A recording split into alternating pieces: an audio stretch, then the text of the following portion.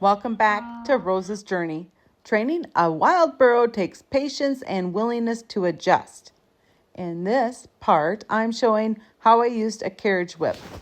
Now, it's not a correction tool, but as an extension of my arm to help Rosa get comfortable with my touch and presence from a safe distance. Now, we're preparing Rosa for her graduation and her new home. So let's dive in so you can see how we go about making adjustments to help her feel calm and confident around people.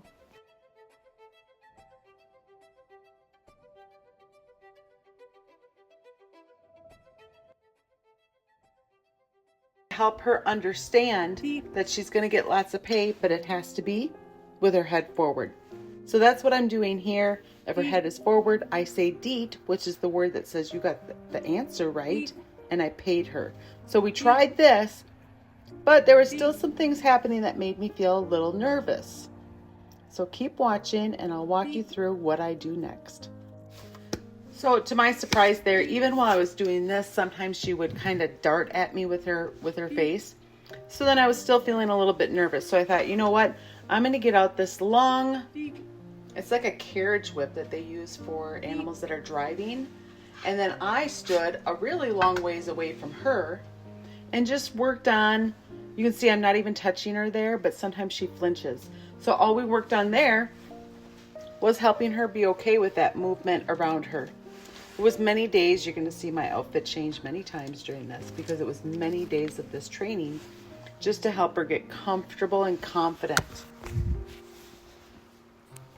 Because what I'm really trying to do is build up her confidence, not break it down, and not make her afraid of me. I want her to trust me. So keep watching and I'll walk you through the next steps.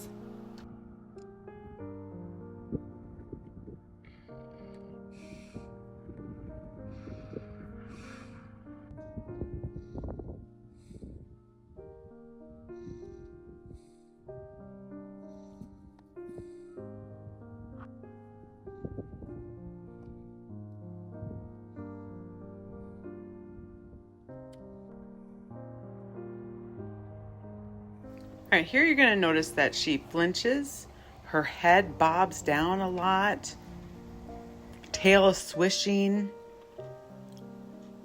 You know, when she turned her head towards her leg there, that could have been at me. So I'm inching my way closer and she's a little bit more uncomfortable. There she turned her butt out towards me a little bit. Tail swish, these are all signs. This is one of the first touches though. So we're moving slowly. We got the first touch. You see how now I'm not at the end of my long carriage whip? I'm working my arm. Now look at how much more calm she is. She's looking at me. She's not flinching. She's not bobbing her head. There, her bottom lip is sticking out further than her top lip.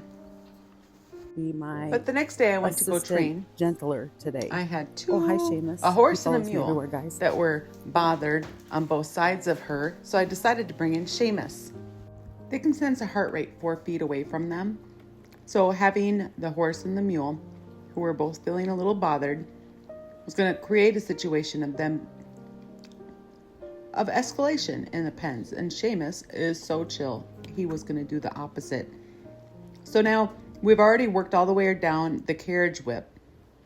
So I have it in there if I need it, but I'm not even using it.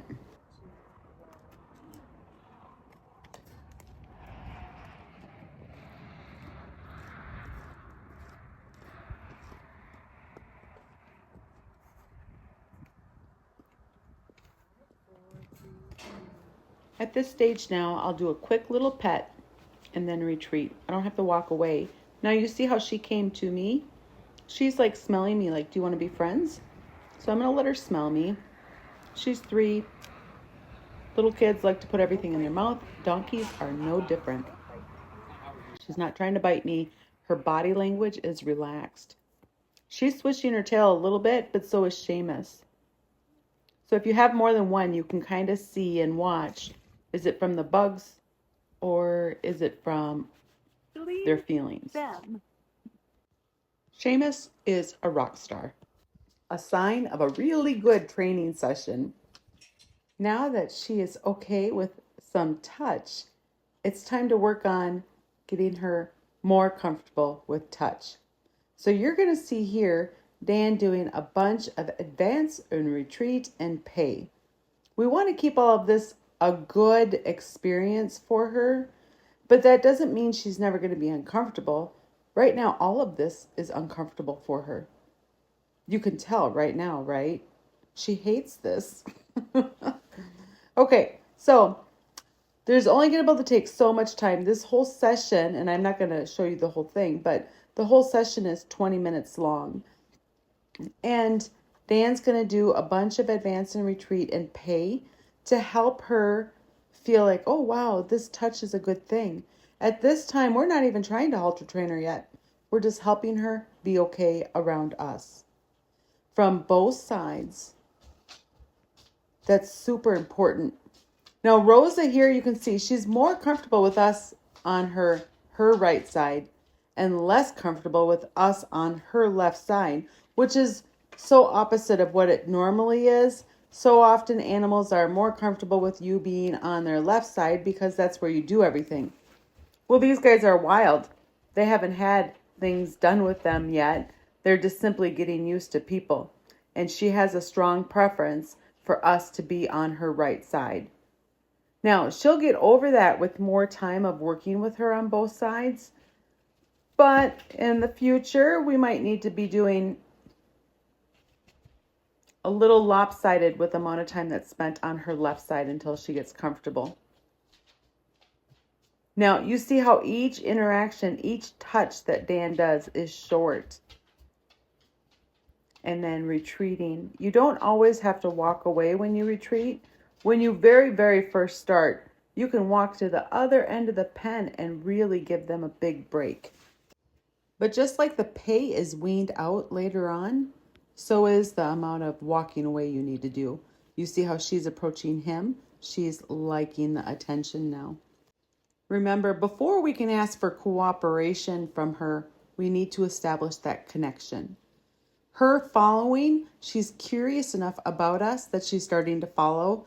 That is a huge sign that you're on the right track with connection. Here you'll notice that she's stepping backwards. That's just a sign of nervousness. Even with these new steps, I still felt a bit cautious about Rosa's reactions. But every small bit of progress matters. Next up, we will begin halter training and taking the important steps towards connection followed by cooperation. Now, can you relate to feeling unsure or nervous when working with your donkey? If so, you're not alone. When this member first reached out, she was terrified of her donkey. She thought it was attacking her. We worked together through my memberships, sending videos back and forth, step by step. Now she can walk in the pen, feed him with ease, actually her with ease, and actually enjoy her donkey again. If you're struggling too, join the Training Wild Burros memberships and let me help you and your donkey move forward together.